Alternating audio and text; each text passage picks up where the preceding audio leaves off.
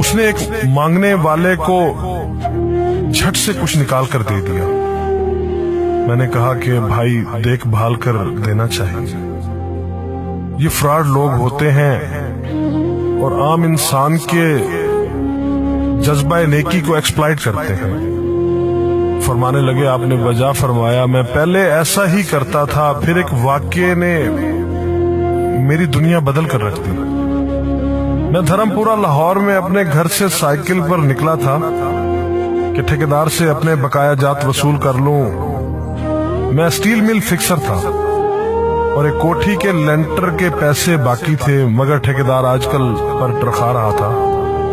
मैं साइकिल पर जा रहा था कि एक शख्स अपना बच्चा फुटपाथ के किनारे लिटाए अस्पताल पहुंचाने के लिए टैक्सी का किराया मांगता फिर रहा था। वो कभी किसी पैदल का बाजू पकड़कर हाथ जोड़ देता, मेरा बच्चा बचा ले, मुझे टैक्सी का किराया दे दे। तो कभी मोटरसाइकिल वाले को हाथ देकर रोकता, कभी किसी कार वाले के पीछे भागता कि वो कार में उसके बच्चे को अस्पताल पहुंचा दे। कोई रुकता तो कोई ना रुकता, जो रुकता वो भी उसे घूर कर देखता और आप वाली सोच कर उसे डांटता, काम करके खाने की नसीहत करता और आगे निकल जाता। मैं जो साइकिल साइड पर रोक के एक पांव जमीन पर टेके उसका तमाशा देख रहा था, अचानक उसकी नजर मुझ पर भी पड़ी। उसने मेरी साइकिल का हैंडल पकड़ लिया, भाईजान खुदा के लिए मेरे बच्चे की जिंदगी बचा ली, उसको सख्त बुखार है, आप नीचे उतर कर उसको देख तो लें, आपको यकीन आ जाएगा। आप देंगे तो शायद किसी और को भी एतबार आ जाए, मगर मैं भी आपकी तरह सोच रहा था। फिर जिस जारहाना अंदाज में उसने मेरी साइकिल का हैंडल पकड़ रखा था, लगता था कि इधर मैं साइकिल से उतरा और उधर वो साइकिल पकड़कर भाग जाएगा। मैंने भी उसे काम करके खाने की तलकीन की और पिछले जुमे में सुनी हुई हदीस उसको भी सुना दी। कमाकर खाने वाला अल्लाह का दोस्त होता है, और अपना हैंडल छुड़ाकर बुड़बड़ाता हुआ आगे चल पड़ा। हरामखोर हमें बेवकूफ समझते हैं। 2-3 घंटे के बाद जब मैं बकाया जात वसूल करके वापस आया तो वो अभी उसी जगह खड़ा मांग रहा था। बच्चे को अब वो सड़क के पास ले आया था और उसके चेहरे से कपड़ा भी उठा रखा था। वो धाड़े मार मार कर रो रहा था।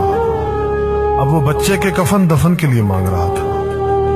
मैंने साइकिल को रोककर पांव से नीचे टेका और मैयत के चेहरे की तरफ देखा। फूल की तरह मासूम बच्चा जिंदगी की बाजी हार गया था। मेरे रोंगटे खड़े हो गए। मैंने जेब में जो कुछ था बकाया जात समेत सब बगैर गिने निकाल कर बाहर फेंका, और इससे पहले कि उसका बाप मेरी तरफ मुतवज्जे हो, साइकिल उस तेजी से चलाकर भागा गोया सारे लाहौर की बलाएं मेरे पीछे लग गई हों। मैं घर पहुंचा तो मेरा बुरा हाल था। थोड़ी देर बाद मुझे बुखार ने आ घेरा। बुखार भी कुछ ऐसा था गोया मेरे सारे गुनाहों का कफारा उसी बुखार से होना था। घर वाले मुझे अस्पताल के लिए लेकर निकलते और मैं चारपाई से छलांग लगा देता। मुझे अस्पताल नहीं जाना था। मैं उसी बच्चे की तरह एड़ियां रगड़ रगड़ कर मरना चाहता था। 2-3 दिन के बाद बुखार को तो आराम आ गया, मगर मैं जहनी मरीज बन गया। मुझे लगता गोया मेरा अपना अकलौता बेटा जो 3री क्लास में पढ़ता था वो उस बच्चे के कफारे में मर जाएगा। मैंने बच्चे का स्कूल जाना बंद कर दिया। बीवी के बार बार इसरार के बावजूद मैं बच्चे को स्कूल तो क्या दरवाजा खोलने भी नहीं जाने देता था।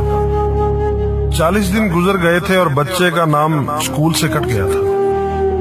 वाइफ ने अपने भाई से बात की जो दुबई की कंपनी में कैशियर था। उसने मुझे बाहर बुलाने के लिए पासपोर्ट बनाने को कहा, मगर एक तो मैं शनाख्ती कार्ड भी पैसों के साथ निकालकर बच्चे की मैयत पर फेंक आया था। दूसरा, मैं खुद भी बच्चे को अकेला छोड़कर बाहर नहीं जाना चाहता था। वो 40 दिन कयामत के 40 दिन थे।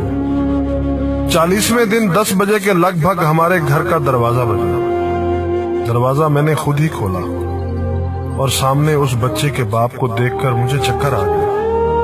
मुझे लगा जैसे हम दोनों आमने सामने खड़े खला में चक्कर काट रहे हैं। दरमियान में बच्चे का चेहरा भी आ जाता। मेरी कैफियत से बेखबर उस बाप ने मुझे दबोच लिया और फूट फूट कर रोना शुरू कर दिया। وہ کچھ کہنے کی بجائے میری ٹھوڑی کو ہاتھ لگاتا اور اسے چوم لیتا، جبکہ میں پتھر کا بت بنے اس کی گرفت میں تھا کہ اچانک مجھے جھٹکا لگا اور میری چیخ کچھ اس طرح نکلی جیسے کسی کو پانی پیتے وقت اچھو لگ جاتا ہے اور پانی اس کے منہ اور ناک سے بہہ نکلتا ہے۔ میں اس بچے کے باپ کو سختی کے ساتھ سینے سے لگائے یوں رو رہا تھا گویا اس کا نہیں بلکہ میرا بچہ مر گیا ہے۔ ہمارے رونے سے گھبرا کر پورا محلہ اکٹھا ہو گیا تھا۔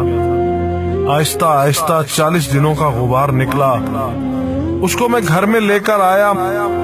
محلے والے بھی آ گئے تھے جنہوں نے اس آدمی سے بہت افسوس کیا۔ کچھ دیر بعد اس نے اپنی جیب سے میرا شناختی کارڈ نکالا اور مجھے واپس کیا، پھر جیب میں ہاتھ ڈال کر کچھ پیسے نکالے اور میرا شکریہ ادا کر کے کہنے لگا کہ آپ کے پیسے بڑے برکت والے تھے، شاید آپ کے خلوص کی برکت تھی کہ میرے بہت سارے کام ہو گئے۔ سارے اخراجات کے بعد کچھ پیسے بچ گئے تھے، ان میں کچھ پیسے میں نے ادھار لے کر ڈالے ہیں، یہ آپ قبول کر لیجئے، باقی میں بہت جلد آپ کو واپس کر دوں گا۔ میں نے پیسے واپس لینے سے سختی کے ساتھ انکار کر دیا اور منت سماجت کر کے اسے پیسے رکھنے پر راضی کر دیا۔ اس کے بعد میں یہاں بطور اسٹیل فکسر آ گیا۔ میں جی جان سے کام کرتا تھا، چند ماہ میں ترقی کر کے فور مین بن گیا۔ 3 سال بعد میں نے سالے کی مدد سے اپنی کمپنی بنا لی۔ اور اس بچے کے والد کو بھی اپنی کمپنی میں بلا لیا۔ آج وہ میری کمپنی میں فور مین ہے۔ اس بچے کے بعد اللہ نے اس سے 2 بیٹوں اور 1 بیٹی سے نوازا ہے۔ میں اسے آپ سے ملواؤں گا، مگر اسے سائیکل والا قصہ مت بیان کیجیے۔ وہ آج تک نہیں پہچانا کہ میری سائیکل روک کر اس نے مجھ سے سوال کیا تھا۔ وہ مجھے ولی اللہ سمجھتا ہے، جس نے اس بچے کی لاش دیکھ کر سب کچھ نکال کر دے دیا۔ قاری صاحب، اس دن کے بعد میں کسی کو خالی ہاتھ نہیں لوٹاتا۔ قاری صاحب، اس دن کے بعد میں کسی کا ہاتھ خالی نہیں لوٹاتا۔ تھوڑا سا دینے سے نہ وہ امیر ہوتا ہے اور نہ میں غریب ہوتا ہوں۔ بس دل کو تسلی ہوتی ہے کہ میں اس بچے کا خون بہا ادا کر رہا ہوں۔ رہ گئی لوٹنے کی بات، تو قاری صاحب ہمیں کون نہیں لوٹتا؟